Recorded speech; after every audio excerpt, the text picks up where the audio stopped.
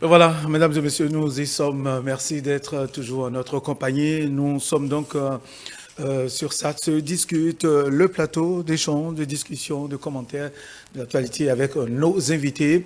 Et pas sans vous, téléspectateurs, oui, puisque vous avez la possibilité donc de participer à tout ce qui se dit ici à travers le numéro qui est affiché à l'écran. Oui, vous pouvez y envoyer vos messages, vos différents messages WhatsApp test, bien sûr. Surtout pas de très longs messages, s'il vous plaît, chers téléspectateurs, pour nous permettre donc de les diffuser, de les partager avec nos invités qui sont déjà sur place. Francis Elo Jatade, bonsoir. Bonsoir.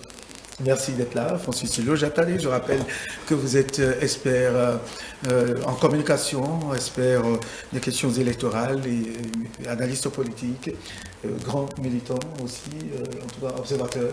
Panafricaniste, vous l'avez dit aussi? Oui, observateur de la vie nationale et internationale, mais aussi je suis panafricaniste parce que je suis communicant panafricain. Très bien. Merci d'être avec nous presque tous les soirs ici sur Le Grand Soir. Julio Tometti, bonsoir. Bonsoir Théodule, bonsoir à toutes et à tous. Julio Tometti, je rappelle qu'il est juriste, grand observateur également de la vie politique, analyste politique. Et oui, ce sont eux qui viennent partager leurs connaissances, leurs savoirs, leurs opinions, leurs avis sur les questions d'actualité nationale, d'intérêt national et international. Avec nous ici sur ETélé, sur Le Grand Soir. Ça se discute, démarre ici avec le premier sujet. Vous le savez, depuis quelques heures, nous allons dire des informations circulent selon laquelle certains ministres, certains anciens ministres qui étaient auparavant élus ont écrit à l'Assemblée nationale pour retrouver, sinon récupérer son siège. Autant de cette situation qui crée beaucoup de polémiques, qui fait couler beaucoup d'encre et de salive, nous allons dire. Alors, qu'est-ce qui se passe? Y a-t-il vraiment problème? C'est là la grande question qu'on se pose ce soir sur votre émission. Et c'est bien sûr avec votre contribution, vous qui nous suivez. Alors, Francis Elo Jatade, mais certainement que vous avez aussi eu l'information. Est-ce vrai que le ministre en question a réellement écrit à l'Assemblée pour demander à retrouver son siège au sein de l'hémicycle? Nombreux et concordants sont les témoignages qui nous sont parvenus à attestant que le ministre Roumain aurait saisi l'Assemblée nationale au fin de mettre fin à la suppléance pour retrouver son siège au Parlement. Mais là, je suis un peu perdu parce que même si l'article 92 de la loi 2019-40 du 7 novembre 2019 portant révision de la loi 90-32 du 11 décembre 1990 portant constitution de la République du Bénin dispose que en cas d'incompatibilité avec le mandat, que le citoyen qui est appelé pour des fonctions, des missions nationales, internationales, ou qui est appelé pour une fonction publique, peut laisser sa place au Parlement à son suppléant et qu'à tout moment, il peut mettre fin à la suppléance pour reprendre son poste. Mais si alors il disait, vous savez que le système qui est en place aujourd'hui est un système bien huilé. Le président Patrice Talon demeure après tout le manager pour les deux partis, le BR et l'UPR. Bien sûr. Et n'est positionné en fait sur une liste que des gens qui sont passés par son filtre. Donc c'est lui qui décide en fonction des compétences qu'il a avec lui, des pions. On n'a pas l'information, c'est lui qui décide ça se fait au sein des partis politiques, mais on n'a pas la précision que c'est lui qui décide du positionnement de tel ou tel militant. On va mettre tous les secrets sur le plateau. Vous savez évidemment que en fait, vous n'êtes pas positionné sur une liste par hasard.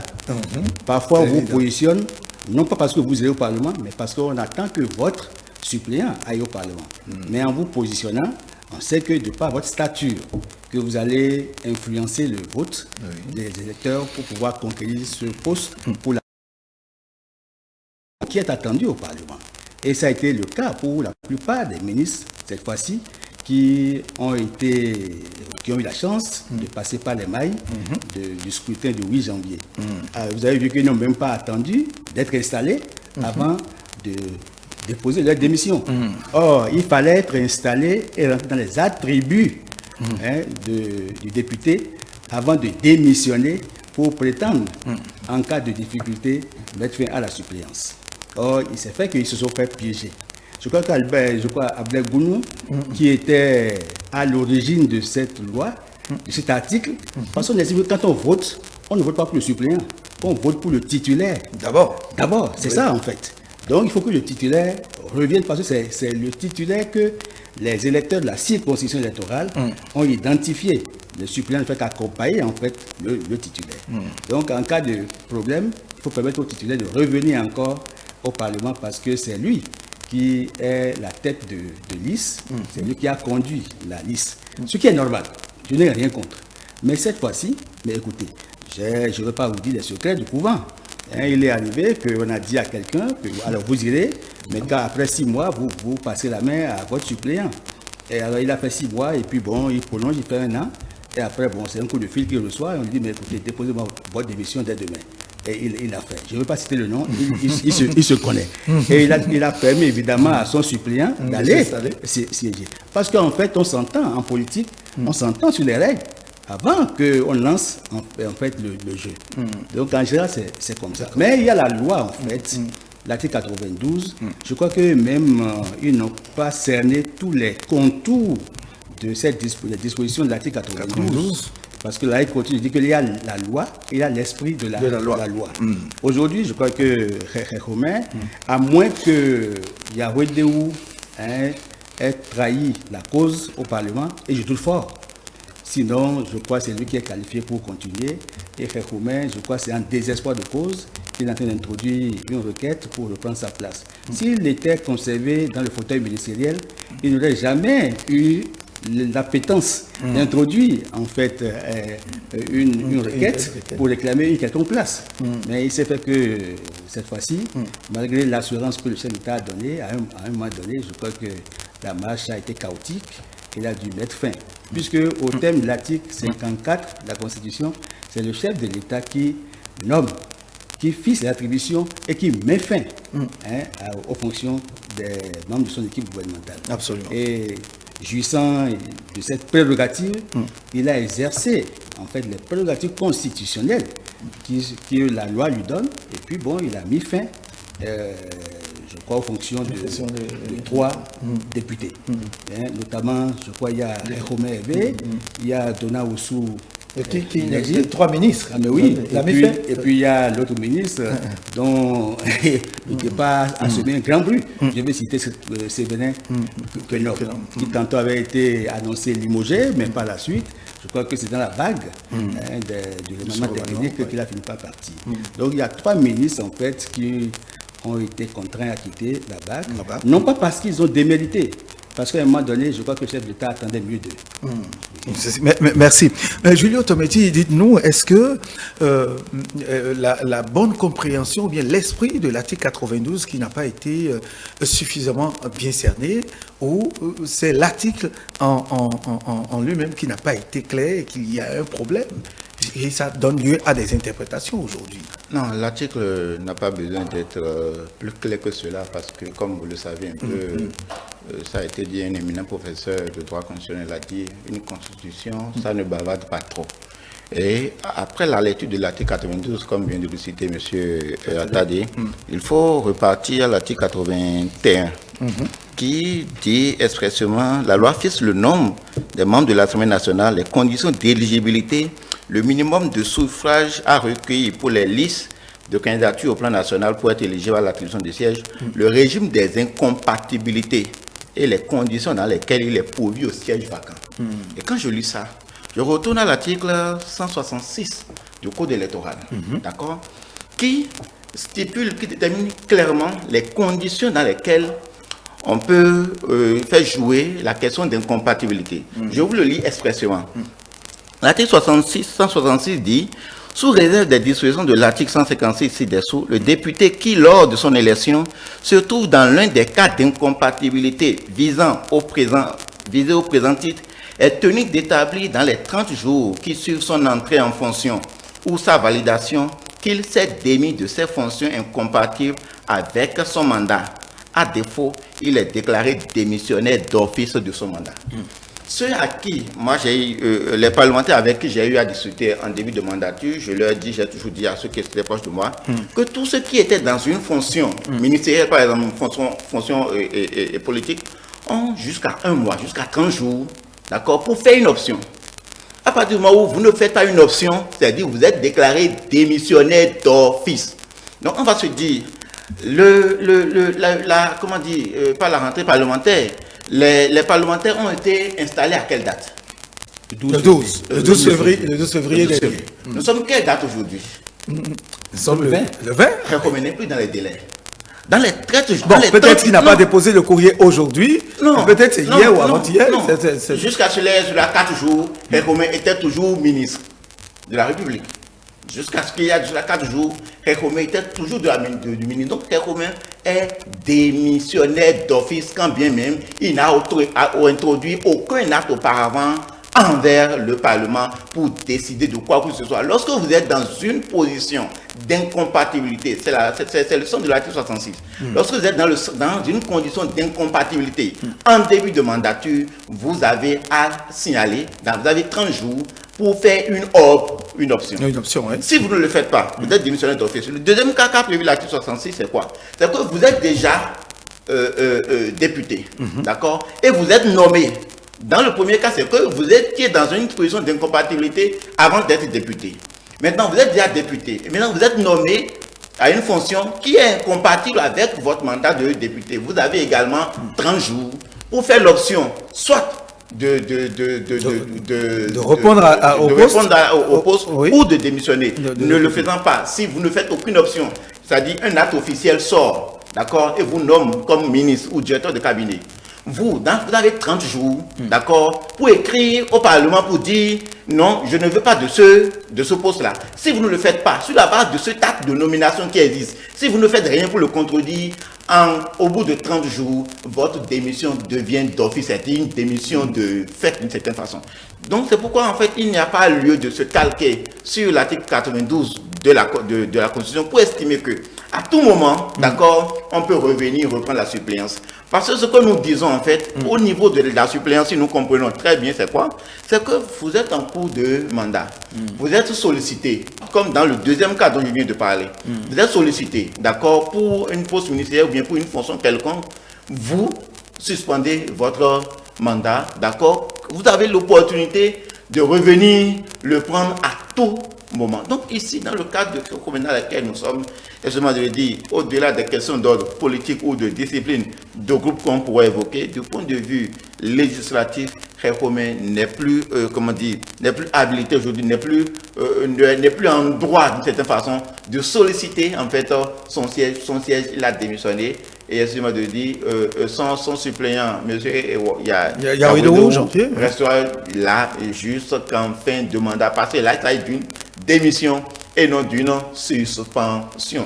C'est comme tout ce qui, en début de mandature, comme par exemple le professeur Djogbenou a écrit, d'accord, et la question même de délai s'était posée en ce moment-là, parce qu'on dit 10 jours après, vous devez écrire 10 jours après, en fait, la validation de votre élection, lorsqu'aucune contestation n'a été introduite. De la même manière, si une contestation avait été introduite, vous avez à introduire votre démission après la décision de rejet de la contestation introduite à la Cour constitutionnelle. Donc, ceux-là aussi sont dans ce même cas. Démissionnaire, ça veut dire que vous ne pouvez plus reprendre votre mandature de député jusqu'en fin de mandat. Je pense que c'est peut-être le débat va revenir au niveau du Parlement. Ça pourrait aller même jusqu'au niveau de la Cour constitutionnelle. On verra bien entendu ce que les sages de la Cour constitutionnelle en décideront, mais d'ores et déjà ce qu'on peut retenir de la lecture croisée des articles 92 de la Constitution et de l'article 166 du Code électoral, comment dire, Récomen n'est pas fondé, d'accord, pour solliciter quoi que ce soit aujourd'hui du point de vue juridique. Mais Francis Lojatade, l'autre question qu'on se pose est de savoir, est-ce qu'il n'y avait pas eu, peut-être, est-ce que pouvons-nous appeler ça piège, le ministre Récomen ou les ministres démissionnaires, tous ceux qui ont démissionné, devraient quand même aller prendre siège avant de procéder à un... Est-ce que c'est pas prévu? Est-ce que c'est pas possible? Ils n'ont pas pris siège, ils n'ont pas été installés, et ont démissionné aujourd'hui. Est-ce que il n'y a pas nécessité de clarifier désormais tous ces points pour qu'on n'assiste plus à ces tiraillements qui peut-être n'ont pas leur raison d'être? Tout en saluant la cohérence et la pertinence des analyses de Julio, oui. Je voudrais peut-être l'amener, lui dire de ne pas être péremptoire. Sous réserve, évidemment, pas tout ce que nous disons, c'est sous réserve de l'arbitrage de la Cour constitutionnelle, bien évidemment, qui reste le juge souverain en la matière. Et vous savez que la Cour constitutionnelle n'est pas une cour répressive. Et les juges sont des sages. Et les sages seront appréciés et nous dirons ce que la loi autorise de faire en cette circonstance. Mais on retient quand même que la lecture croisée, évidemment, du régime d'incompatibilité avec ce qui s'est passé, nous permet de dire que Romain peut-être a mal apprécié la situation, surtout qu'ils ont continué à travailler tacitement. Il n'y a pas eu remaniement ministériel après l'élection du 8 janvier pour qu'il soit rappelé pour introduire en fait une note de suspension. Alors d'office, ils ont démissionné. Par conséquent, je crois qu'il n'est plus qualifié à demander quoi que ce soit. Bon, mais écoutez, vous savez qu'on a beau dire que nul n'est censé ignorer la loi, mais comme les personnes lisent la loi, même quand ils sont ministres, c'est pas garanti. Même quand ils sont députés. Mais il faut le dire. Mais écoutez, il y en a qui sont même juges, il y en a qui sont juristes. Je ne veux pas mettre à nuit quelques secrets, qui n'ont peut-être pas eu une meilleure lecture. Même les chefs d'État, il est arrivé par le passé ici, qu'un chef d'État ait dit de grosses bêtises, et quand on a saisi la Cour constitutionnelle au fin de le démettre, la Cour a dit que c'est par méconnaissance en fait du test que le chef d'État s'est posé. Je ne veux pas dire de qui il s'agit. Vous savez bien. Bon, ça n'est pas là. C'était en fait un 1er août. Et il avait le drapeau du Bénin derrière quand il a prononcé cette grosse phrase qui était en fait un parjure. Il a trahi son serment et en principe, on devait engager la procédure pour le démettre. Je crois que lui-même il a dit que Kabrimbo n'a plus peur du couteau et nous n'avons pas parce que le Bénin est tolérant, nous sommes dans une démocratie où on pardonne assez. Mais on ne va pas continuer, évidemment, il faut que nous puissions apprendre à respecter les règles. Les ministres ont été piégés du fait qu'il n'y a pas eu un remaniement qui a suivi automatiquement le vote. Parce qu'en général, s'ils sont tentés d'aller, une fois qu'ils sont déclarés par la Sénat sur les tendances, et que la Cour confirme leur élection en tant que député, ils vont d'abord prendre service. Et c'est après avoir pris service maintenant qu'ils déposent leur démission parce qu'ils ont été rappelés au gouvernement. Je crois qu'à ce niveau, pour cette fois-ci, il n'y a pas eu, évidemment, cette élégance démocratique. Et ils se sont fait piéger. Et par la suite, ils n'ont seulement qu'à constater qu'il y a un petit problème. Est-ce qu'on peut dire qu'ils se sont fait piéger ou c'était l'assurance qu'ils ont eue de l'autre côté? Il y avait eu une assurance ou bien c'était... Allons-nous parler véritablement de piège? En politique, écoutez, il faut avoir du flair. Si vous n'avez pas du flair en politique, vous allez vous faire piéger tout le temps. Parce qu'en fait, comme l'a dit Julio, mais les tests parlent par leurs lettres et par leur silence. Alors c'est à vous de savoir à quel moment le silence peut être contre vous. Parce que écoutez, c'est en fait une disposition qui est en place. Et on ne peut pas finir de l'interpréter. Chaque mot en droit peut être interprété et retourné de 1000 manières. Donc dans ces conditions, c'est pourquoi même un ministre doit avoir un conseil, un avocat, pour l'aider à apprécier au mieux. Même les phrases qu'il formule peuvent être contre lui, parce que ces propos peuvent être même attentatoires au test. C'est pourquoi il faut faire attention lorsqu'on est en face des juristes. Je crois que ceux qui sont qualifiés à interpréter les tests, il faut faire très attention. Même quand on leur écrit, il faut voir le mot, il faut le voir dans tous les sens, parce que ça peut dire, vous pouvez même dire le contraire de ce que vous pensez dire. Dans ces conditions, je crois que les ministres auraient dû avoir le conseil des avocats ou des juristes, ou dans de pareilles circonstances, par rapport au test, quelle est la conduite que je devais avoir, conduite à tenir. Je crois qu'ils ont manqué, ils ont sommeillé un peu, et maintenant nous sommes au constat de l'interprétation. Et quand on vient interpréter, je crois que c'est assez clair pour nous autres. Mais il n'y a que les spécialistes, en fait. Vous savez que c'est une question d'initiation. Oui, forcément. Oui. Alors, celui qui est initié, il maîtrise mieux que vous. Ce n'est pas ce qui saute à l'œil qui est souvent la vérité. Absolument. Ça peut être aussi clair comme l'eau de la roche, mais on vous dira que non, ce n'est pas ça. Puisque les juristes savent comment est-ce qu'ils croisent les articles, les interprètent pour donner raison ou donner tort, en fait. Comme ce que je viens de vous faire. Il y a une jurisprudence de la Cour qui va devoir... Parce que pour la première... Je crois que c'est la première fois que cette affaire de suppléance vient. Depuis qu'on a voté la Constitution et qu'on a introduit cette disposition-là. Je crois qu'il n'y a pas eu ce problème-là parce qu'aucun député n'est encore allé réclamer sa place. Mais cette fois-ci, il n'y a qu'un ministre qui a été démis, a éprouvé le besoin de reprendre sa place parce qu'il estime que sa place était au Parlement. Alors, une chose est de vouloir, mais l'autre c'est de pouvoir voir si les tests autorisent. Très bien. Est-ce que les pas ont été bien posés? Est-ce que les actes ont été bien posés pour que le ministre soit en droit de réclamer encore cette place?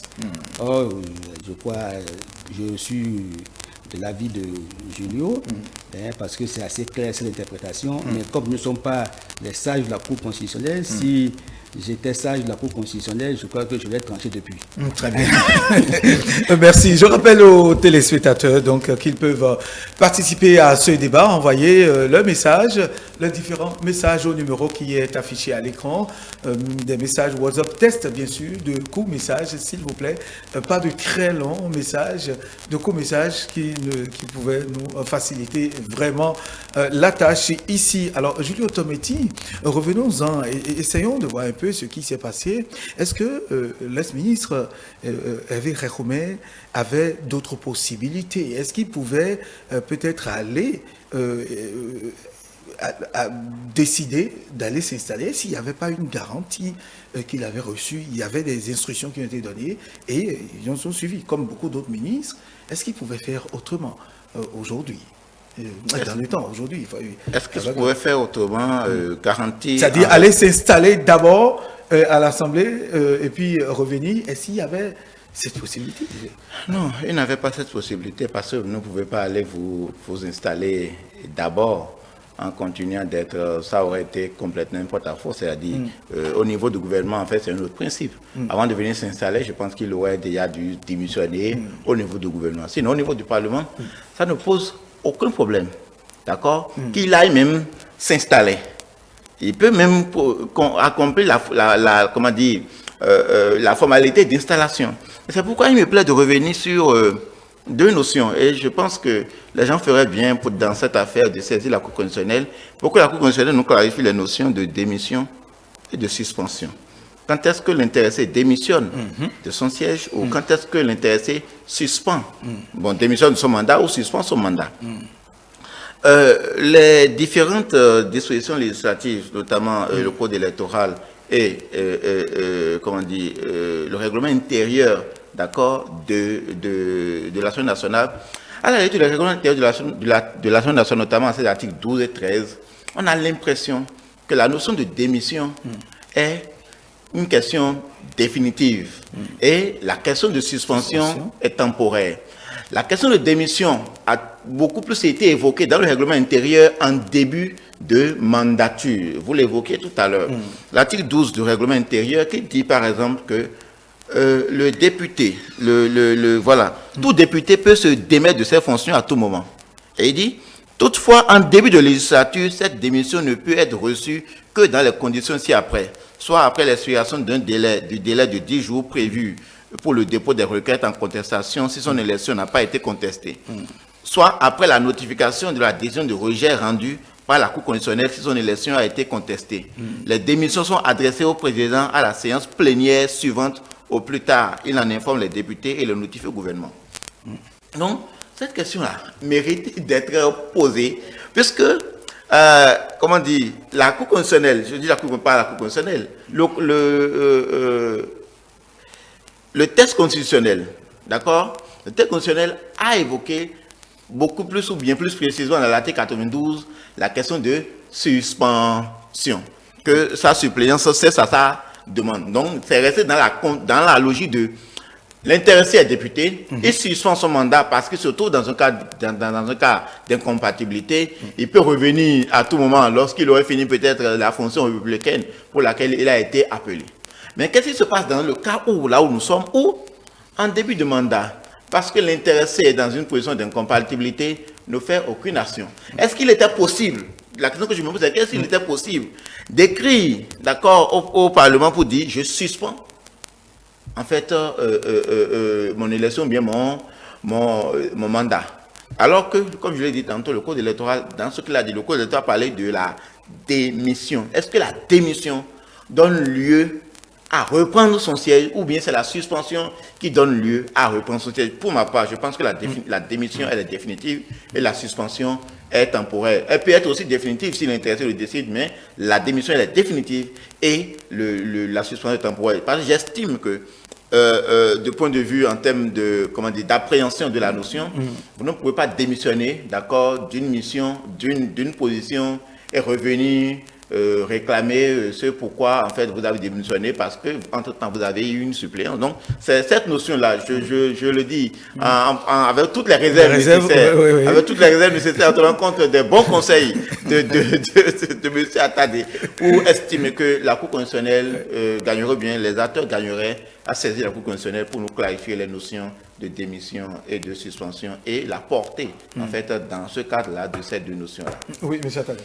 L'article 92 que nous citons tous, en fait, dit que si vous êtes appelé à une mission nationale ou internationale, vous suspendez en fait votre intervention au Parlement. Je prends oui, c'est ça. Déjà installé. Si, c'est ça. Je prends le cas par exemple de Chatoko, vice-maire de Parakou, ou bien de Mané Gomina, maire de Djougou. Bon, alors, ils sont déjà au Parlement, ils ont pris service, ils ont démissionné en fait. Oui, bien sûr. Ils sont maintenant honorables députés à l'Assemblée nationale. Je suppose que dans le cadre de remaniement ministériel, le chef d'État leur fait appel. Ils sont déjà là en fonction, ils vont suspendre et ils vont rejoindre l'équipe gouvernementale. Et si au bout d'1 an, 2 ans, le chef d'État faisait un remaniement et les remerciait, il peut maintenant introduire une requête pour demander à la suppléance, allez, on stoppe et nous reprenons encore leur siège. Ça, c'est assez limpide et c'est clair. Mais ce qui est contraire au contexte d'interprétation des tests par Khéroumé. Le cas de Khéroumé est différent de ce cas, de ces deux cas que je viens de citer. Je crois que la suspension est plus claire ici pour les cas de cité de Mané Gomina ou de Chatoko que du cas de Khéroumé qui était ministre, mais qui a été reconduit sans qu'il n'y ait remaniement, sans qu'il n'y ait démission. Là, ça crée forcément un flou. Et je crois que les techniciens, en fait, les sages qui sont à la Cour constitutionnelle, qui sont les juges souverains en la matière, vont devoir nous donner la meilleure lecture et la meilleure interprétation de l'article 92 de notre constitution révisée. Très bien. Merci. Nous allons partager très rapidement ce message qui nous est parvenu de notre téléspectateur qui nous suit très bien, monsieur Adjahoto Théodore, qui est un enseignant. Il écrit ceci: bonsoir le plateau. Bonsoir tout le plateau. Je vous remercie pour le débat de ce soir.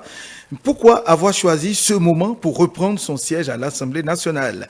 Moi, je pense que son choix a été fait car il avait volontairement démissionné. Maintenant, si les tests prévoient qu'il soit rétabli, tant mieux. Sinon, que son suppléant continue son job. C'est de Théodore Adjahoto, qui est un enseignant. Un autre, celui-ci n'a pas signé. Il faudra s'en tenir aux prescriptions de la loi. Dans ce sens, à moins que la loi n'ait pas été claire à ce sujet, et il faudra faire recours à la structure appropriée pour interpréter la loi. Oui, ce téléspectateur n'a malheureusement pas signé son message.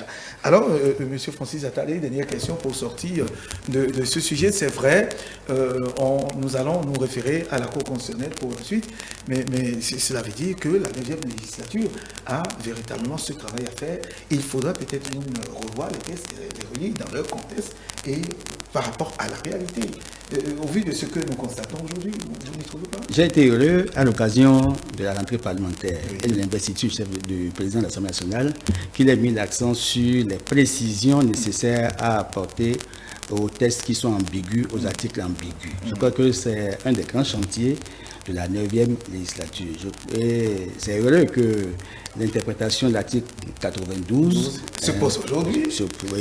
Oblige maintenant les parlementaires à revoir afin que les précisions soient apportées. Je crois que même Abler Gounou a dit, sans embâche, que eux-mêmes, ils n'avaient pas vu qu'il y avait des limites au moment où ils étaient en train d'introduire cet article dans la Constitution.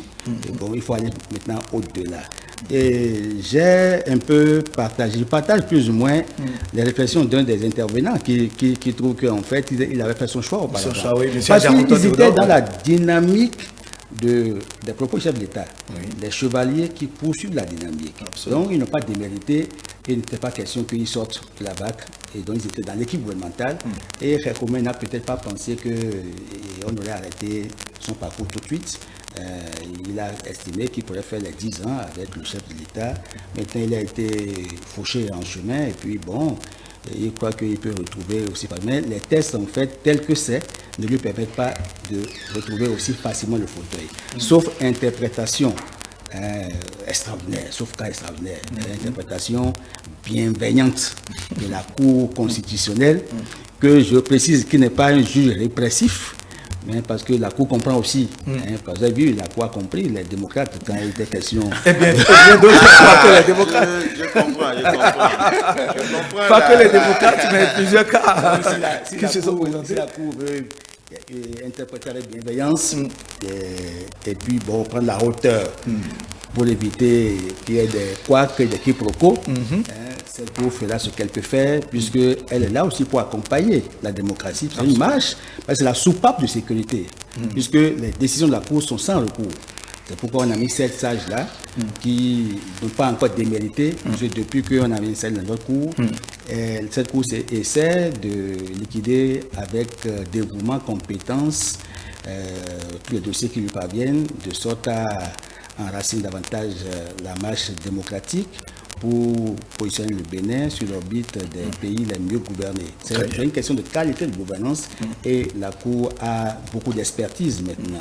Je crois que nous pourrons nous réjouir de ce que cette Cour a toujours aidé le pays à ne pas sombrer, à ne pas tomber dans des phases d'insécurité. Et on peut s'assurer que sous peu, la décision qu'elle va rendre nous permettra évidemment de situer. Elle peut même appeler à une nouvelle interprétation de cet article parce qu'elle peut introduire au niveau du Parlement une relecture pour que nous puissions désormais corser cet article 92 pour que ce ne soit pas exploité en état maintenant à des fins d'appétit. On ne va pas revenir là-dessus. La Cour constitutionnelle en donnera une interprétation qui restera dans la jurisprudence. La jurisprudence faisant partie intégrante du bloc de constitutionnalité. Donc, très bien. Et donc, il y a nécessité de revoir les tests. Non, je ne pense pas qu'il y a nécessité de revoir les tests. Pour moi, tout est clair. C'est assez clair parce qu'il ne faut pas se limiter à la lecture de la Constitution. La Constitution a prévu les cas d'incompatibilité qu'on doit rechercher en fait dans les autres tests. Et aussi bien le règlement intérieur de l'Assemblée nationale que le code électoral, pour moi, a été des plus clairs par rapport à la question. De sorte qu'aujourd'hui, je précise que Khékoumé avait, s'il était encore dans les 30 jours, il avait encore toute la latitude de choisir d'aller au Parlement. Il est passé le délai, il devient fort clos.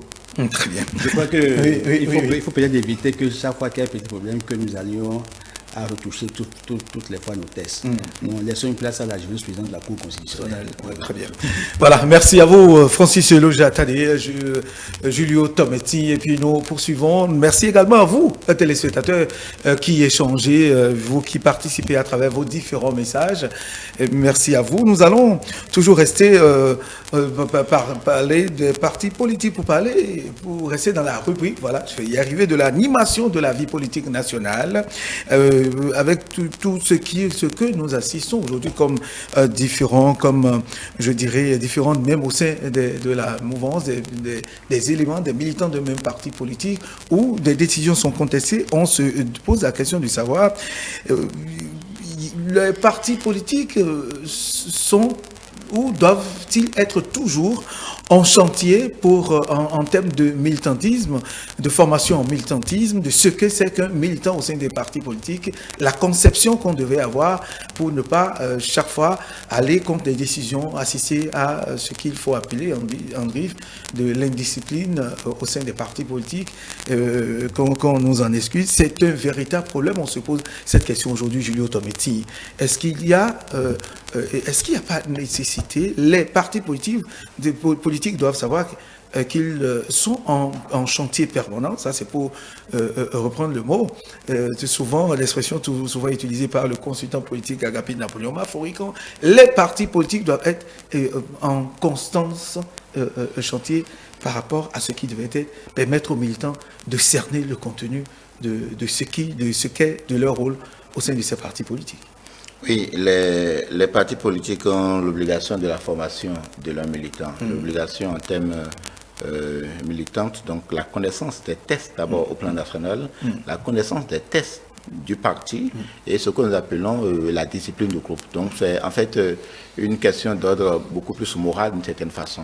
J'ai eu l'honneur une fois d'avoir animé une formation à l'intention des militants d'un parti politique de cadre, où je disais en fait le militant devait être le berger, d'accord, mais en même temps le brebis. Le brebis, en ce sens que dans son travail de militant, d'accord, il doit toujours se considérer comme étant au service du parti. Au service du parti sur deux plans, c'est-à-dire quoi? C'est l'intérêt du parti qui prime et ensuite sa posture, d'accord, bien ses engagements doivent être en droite ligne avec les tests du parti. Et si on déborde en fait de ce chemin-là, les partis doivent faire preuve de rigidité, d'accord, dans ce qu'il y a comme réponse à apporter.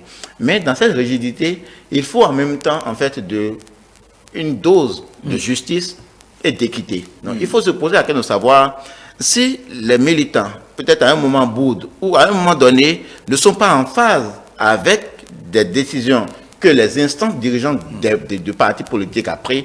Qu'est-ce qui a bien pu se passer? C'est en cela que je fais appel à la question de justice et d'équité. Si les deux éléments-là sont garantis, je pense que le parti est fondé et en droit d'appliquer toute la rigidité nécessaire à ceux qui se seraient écartés des lignes directrices du parti par rapport aux mesures ou aux dispositions qui auraient été prises. C'est la discipline qui commence ça. Parce que lorsque vous laissez des ouvertures, vous donnez de la matière à d'autres personnes, donc ça peut revenir pire que ce que vous connaissez aujourd'hui. Alors qu'aujourd'hui, nous travaillons depuis le plan national au renforcement des partis politiques. C'est ça qui a induit même. J'ai voulu évoquer ça tantôt quand M. Attadé évoquait que lorsque les problèmes d'ordre législatif se posent, il faut laisser en fait le juge constitutionnel se prononcer et non pas toujours revenir à retoucher. C'est un peu ce qui s'est passé lorsqu'il s'agissait d'installer après les dernières élections communales l'élection en fait des maires et de leurs adjoints, où il y avait une certaine ambiguïté au niveau des tests. C'est pour renforcer davantage, d'accord, la prédominance des partis politiques qu'on a dû, d'accord, en précisant le sens du test, en donnant plus de pouvoir aux partis politiques. C'est ça qui devient que les gens le disent de manière politique, des maires nommés, oui, des maires nommés, des maires désignés. Donc c'est les décisions du parti qui doivent primer sur les individualités, encore que, comme je disais tantôt, ces décisions doivent être empreintes de justice et d'équité. Donc, moi, je suis pour, en fait, la discipline de groupe dans tous les cas de figure. Si cette discipline n'y est pas, les partis politiques doivent frapper fort pour à jamais décourager cela. Un militant indiscipliné est une gangrène pour le parti politique parce que forcément, il va contaminer d'autres. Très bien. Oui, monsieur Attadé, oui. Mais la conception de militantisme, de ce qu'est un militant, de son rôle, de ce qui est de son rôle au sein du parti politique est peut-être mal perçu aujourd'hui parce que si nous nous referons, par exemple, à ce qui s'est passé au niveau de certaines communes, puisque nous parlons de certains maires qui sont élus, nous avons assisté à de la résistance, à des situations conflictuelles au sein des partis politiques. Est-ce que cela ne frise-t-il pas de l'indiscipline où les partis politiques doivent comprendre qu'ils sont toujours en chantier, qu'il y a beaucoup de travail encore à faire? Non, mais il n'y a que l'école du parti n'est pas opérationnelle partout. Or, l'école du parti aurait contribué essentiellement à disséminer les idées qui sont contenues dans les textes fondamentaux, notamment au niveau du statut, du règlement intérieur et même le document de politique, de programme politique. Vous savez que c'est une éducation continuelle. Former les citoyens, leur permettre d'accéder au minimum de règles pour une bonne conduite et un partage des idées du parti, de l'idéologie du parti et un engagement à la fidélité, c'est un travail de longue haleine. Ce n'est pas un travail aussi facile car il s'agit d'une matière sensible des hommes. Et l'homme est changeant. Vous savez que l'homme est doté d'une capacité extraordinaire, même de dissimulation. Quelqu'un a dit que c'est l'être le plus complet du système solaire. Alors avec l'homme, il faut faire attention. Et Émile Delès, soufflé à son âme, à l'occasion d'une interview sur une chaîne internationale, a répondu d'une façon la plus simple. On lui a dit, mais de quoi avez-vous peur, monsieur le président? Il dit non, il a peur du béninois. On dit, ah bon, pourquoi? Il dit, mais parce que c'est un homme qui n'arrive pas à maîtriser. Donc, avec le béninois, il faut faire toujours attention. Nous devons travailler notamment à instaurer la discipline du groupe, la discipline du parti, et les règles, en fait, sont contenues dans le règlement intérieur et les statuts. Donc, on doit apprendre à respecter les statuts. Il y a aussi la formation, parce que l'école du parti éduque. Il y a un peu comme, c'est un formatage, c'est un moule. Et ce moule doit produire des types, des profils de militants donnés. Parce qu'il y a un degré de militantisme requis afin que vous puissiez accéder à des instances de direction du parti. Donc, plus vous avez atteint un niveau, plus on fait passer peut-être à des instances supérieures pour que vous puissiez assister à des réunions pour être en capacité de décider, d'influencer la vie du parti.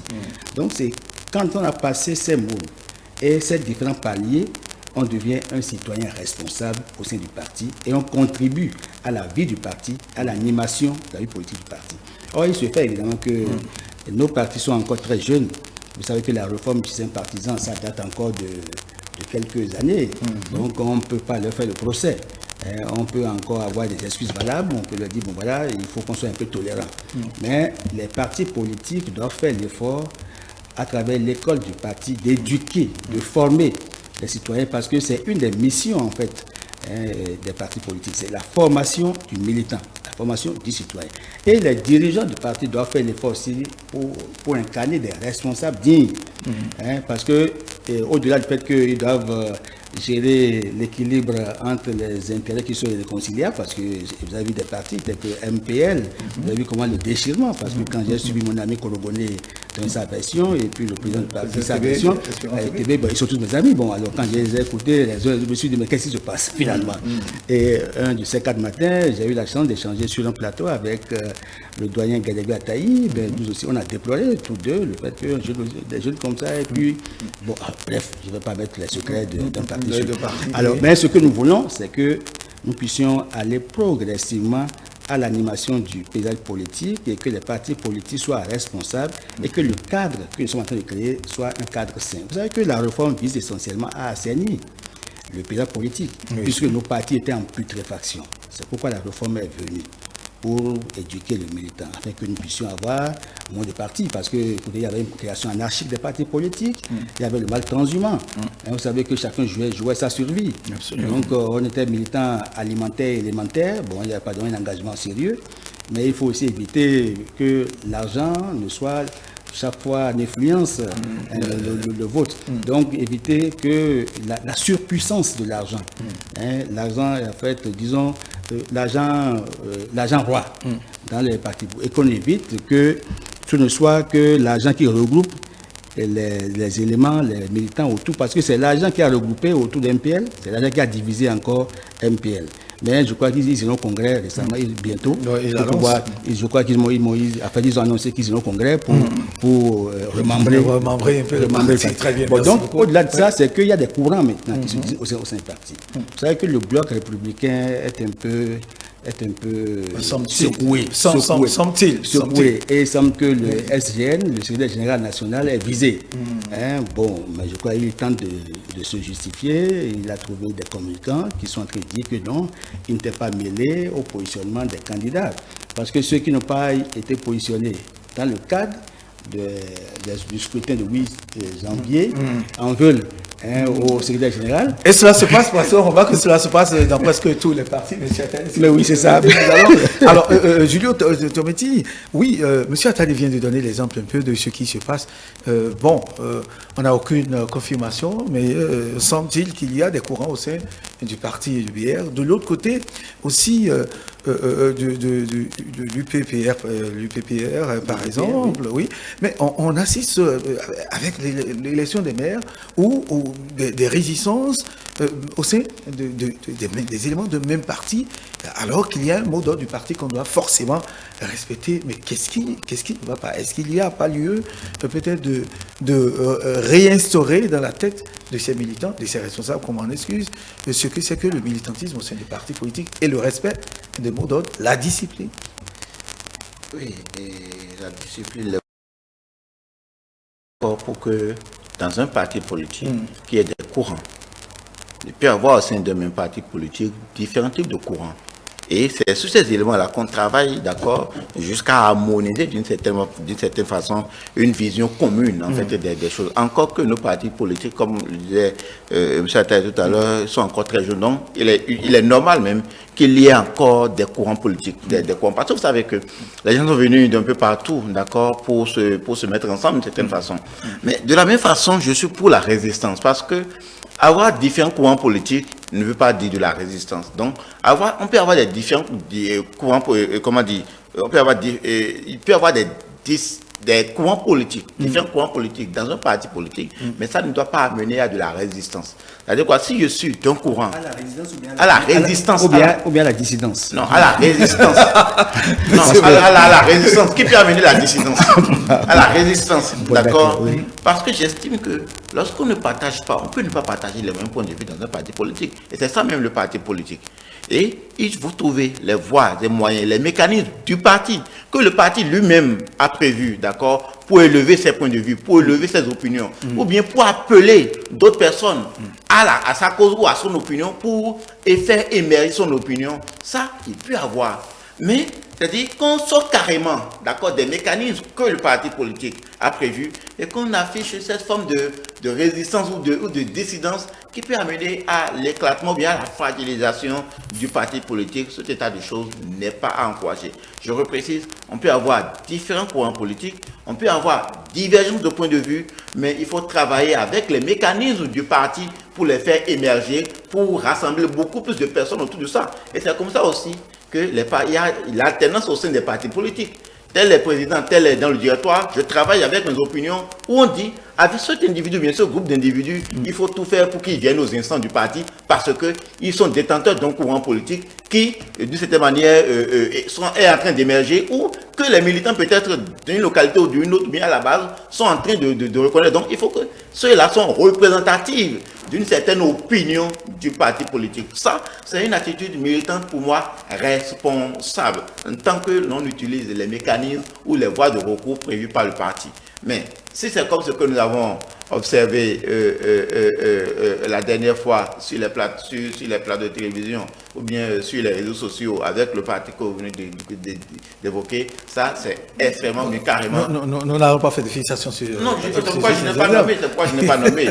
Je ne saurais pas nommer. Je ne prends exemple que ce dont nous avons été un peu témoins sans pour autant nommer les choses ou les gens d'une certaine façon. Donc, pour dire que c'est cette image-là, il y a vraiment matière à revoir les choses, comme disait M. Attali tout à l'heure, à revenir sur la formation militante au sein des partis politiques.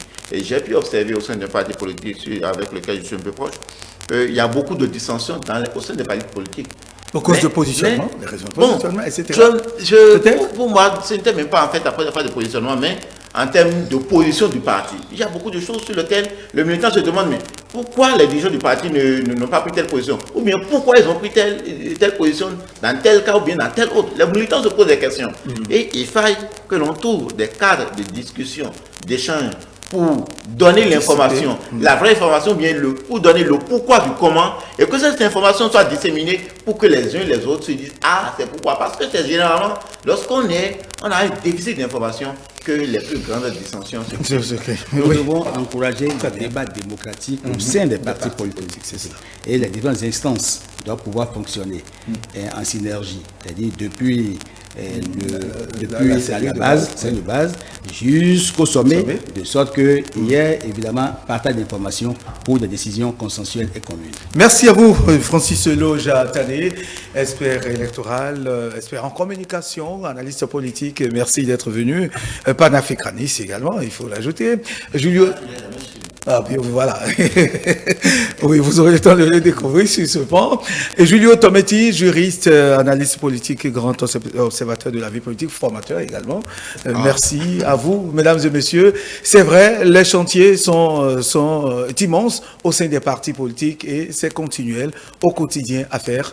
Merci à vous, vous qui nous avez suivis sur l'ensemble de nos canaux digitaux, également sur la position TNT 12 et sur le canal 275. Merci pour votre aimable attention. Puis à demain pour le numéro, le grand soir de la fête du Ramadan.